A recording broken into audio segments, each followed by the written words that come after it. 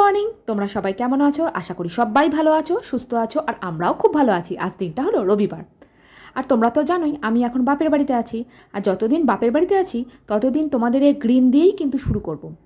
সবার জীবনটা যেন সবুজ হয়ে যায়। তা যাই হোক, এখান থেকেই শুরু করলাম আজকের ভিডিওটা। আর তোমাদের কেমন লাগে অবশ্যই কিন্তু কমেন্ট করে জানাতে একদমই ভুলো না। আস্তে আস্তে দেখতে থাকো, আশা করি ভালো লাগবে।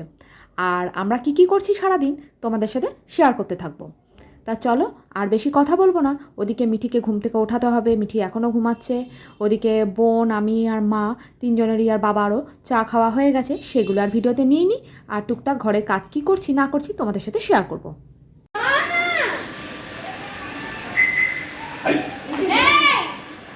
ধরে আমি আনতে পারি না। চলে চলে চলে চলে, আমরা চলে যাই, চলো চলে আসবে। চলায় কাটিয়া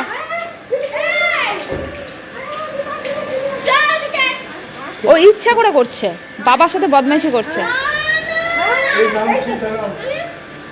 মামা চলে, মামা চলে এসো, চলে এসো, চলে এসো।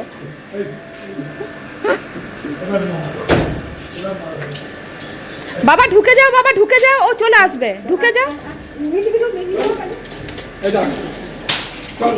আরে ঢুকে যাও না, ও ঢুকে যাবে ঠিক। চলো বাবা, চলো চলো। মিঠি চলে যাচ্ছে না কেন ওখানে? পাঠিয়ে দে, ও চলে যা। নেমন্তন্ন যখন এখন থেকে ওখানে থাকবো। আজকে আমাদের মেনুতে আছে চিকেন, আর এদিকে আছে ডিমের অমলেট করে ঝোল আলু দিয়ে, আর এদিকে চিকেনের মশলা কষা হচ্ছে। কিন্তু কড়াইটা তো মা ছোট হয়ে গেছে। এই কড়াইটা তো ছোট।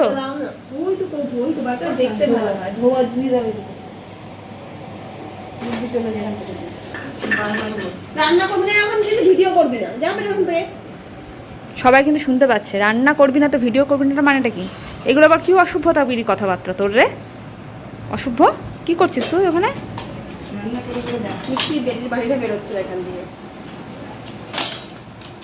সাইড করে বার কর, সাইড করে বার কর। দেখলি সকাল সকাল আমাকে একটু যেতে হবে, কালকে ওইখানে যাচ্ছি। কোথায় যাচ্ছি? ভোপাল যাচ্ছি কালকে। হ্যাঁ, রিজার্ভেশন হয়ে গেছে। কালকে ভোপাল যাবো। ভোপাল তৃষার খেলা আছে, খেলা আছে, ন্যাশনাল আছে, একটা ন্যাশনাল লেভেল আছে। ন্যাশনালে খেলা হবে। তুমি আবার আসবে কবে? আমার আসছে না 15-16 দিন তো লাগবে।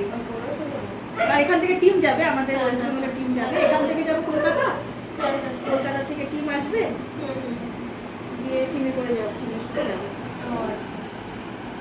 মাকে তো সে কবে থেকে তুই বলছিস যে যাওয়ার কথা শিলিগুড়ি। বলছি, তোর মা তো টিকিটটা ক্যান্সেলও করে দিল। রিজার্ভেশন কনফার্ম হয়ে গেল, তোর মা তো গেলই না।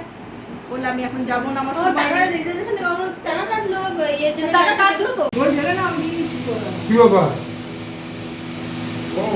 ও শরম লাগছে।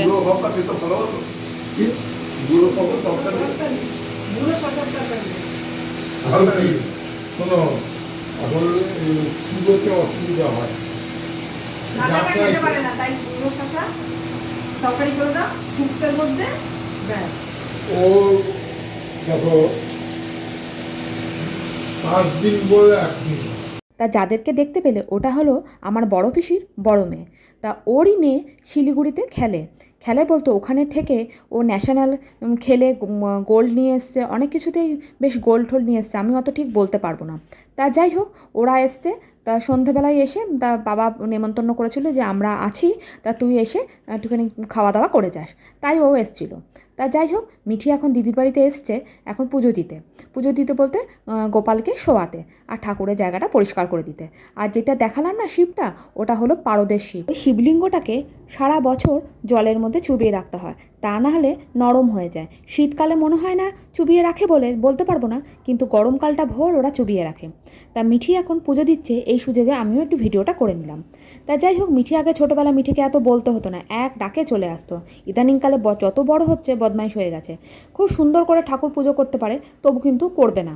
তা যাই হোক, আজকের ভিডিওটা তোমাদের কেমন লাগলো অবশ্যই কিন্তু কমেন্ট করে জানিও। পুরনো বন্ধুদের অসংখ্য ধন্যবাদ যারা আমার ভিডিওতে আসো আর সুন্দর সুন্দর কমেন্ট করো। তাহলে আজকের জন্য ভিডিওটা এখানেই শেষ করছি। তোমরা সবাই ভালো থেকো, সুস্থ থেকো, সাবধানে থেকো, আর সকলকে ভালো রাখো। এখনকার জন্য টাটা, গুড নাইট।